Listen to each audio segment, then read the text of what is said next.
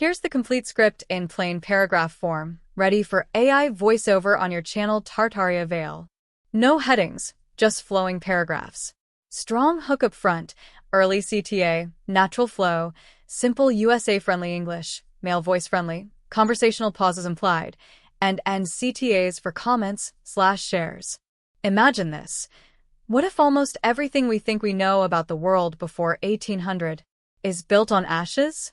Not just a few lost books here and there, but a massive, rolling wave of fires that wiped out the real repositories of human knowledge.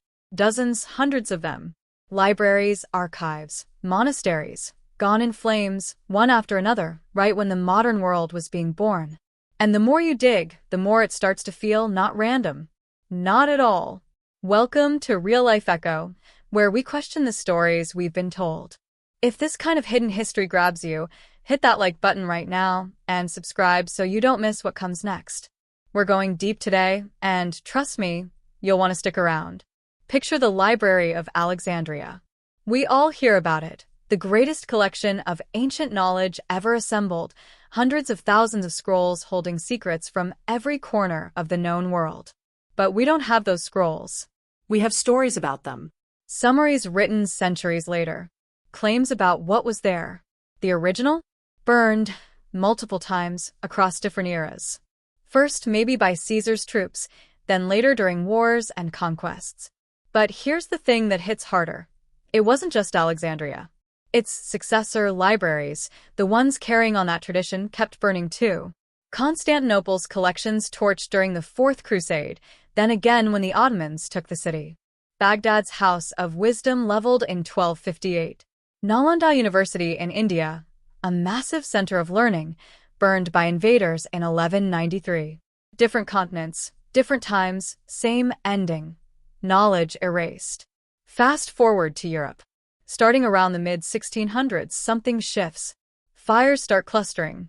Not scattered randomly across 1,000 years, but packed into a tight 200-year window, roughly 1650 to 1850. That's exactly when the Enlightenment kicks off, when modernity takes shape, when records become official and documented in ways we trust today. Before that window, mostly copies, reproductions, versions published after the losses. We have what made it through the filter, not the originals. Let's walk through some of these events, because once you see the timeline, it's hard to look away. 1666, the Great Fire of London. It rips through the city, takes out St. Paul's Cathedral and its huge library, one of the biggest collections of pre-Reformation texts in England. Gone. 1671, a devastating fire at the Escorial Monastery in Spain. Irreplaceable manuscripts from the Islamic Golden Age and early Christian eras. Wiped out. 1728, Copenhagen University Library burns. Thousands of medieval manuscripts lost forever, including unique Norse and Danish histories that existed nowhere else. 1731, Ashburnham House fire in London. Huge chunks of the Cotton Library destroyed, Anglo-Saxon manuscripts, many the only surviving copies. 1755, the Lisbon earthquake hits, followed by fires that devour the Royal Library, Jesuit archives, and private collections built over centuries of exploration. 1794, revolutionary France storms through aristocratic and church libraries, emptying and burning them systematically. 1812, Moscow burns as Napoleon retreats.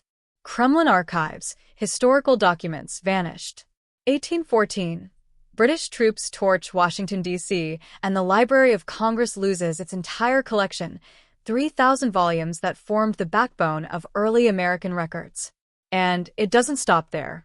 Fires hit Italy, Germany, the Netherlands, Spain again, Russia again. Go check Wikipedia yourself. Search List of Destroyed Libraries or Library Fires. Scroll the dates. You'll see the same thing I did. The heavy concentration right in that 1650 to 1850 bracket. Wars happen, sure. Earthquakes happen. But why do so many target archives so precisely? Why do libraries burn while nearby buildings sometimes stand? Why the pattern? The official story is accidents. Negligence. Fragile old buildings and open flames. But when you lay it out chronologically, it starts feeling curated. like someone or something was clearing the slate during the shift to modernity. And then the silence from historians. They mention these losses in footnotes as sad but normal side effects of history. No big investigations into the clustering. No outrage. Just acceptance. So, what survived? Medieval manuscripts in museums today. How do we really know they're authentic? Most were discovered or verified in the 1700s and 1800s, right after these waves of destruction. Carbon dating? It came later, in the mid-20th century, and it dates the parchment or ink, not the words written on them. Paleography, handwriting analysis, compares two known examples. But if those examples were also post-fire creations, it's circular. Provenance chains? They break.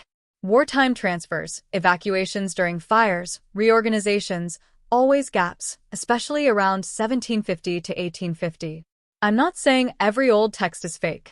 I'm not claiming the Middle Ages were invented wholesale. But we can't fully verify what was in libraries before about 1800. The physical evidence got systematically removed, accidentally or not. We end up with copies of copies, translations of translations. We're told Alexandria held incredible knowledge. Monastery libraries across Europe too. Islamic centers in Baghdad and Cordoba. Asian temple archives. But the actual texts? Gone.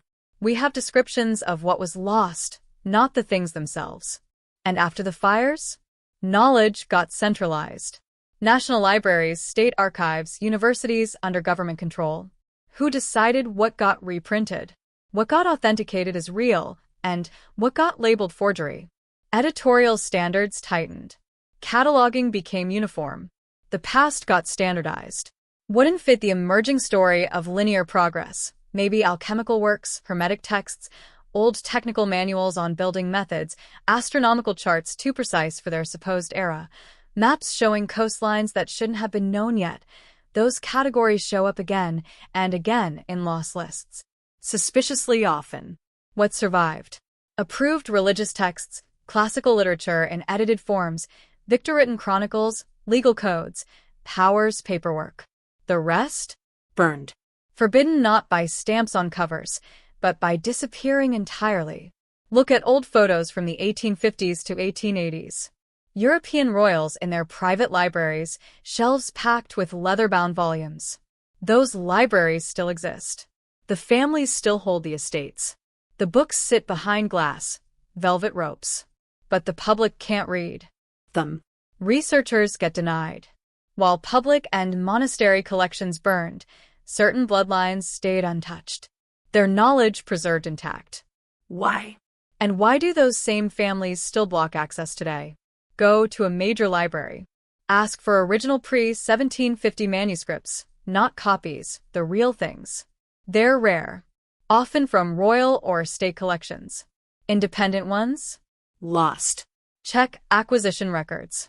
You'll see gaps, Napoleonic transfers, donations from dissolved orders, pieces surfacing in the 1800s with stylistic dating. Circular. Convenient. New libraries built mid-1800s? Fireproof. Metal shelves.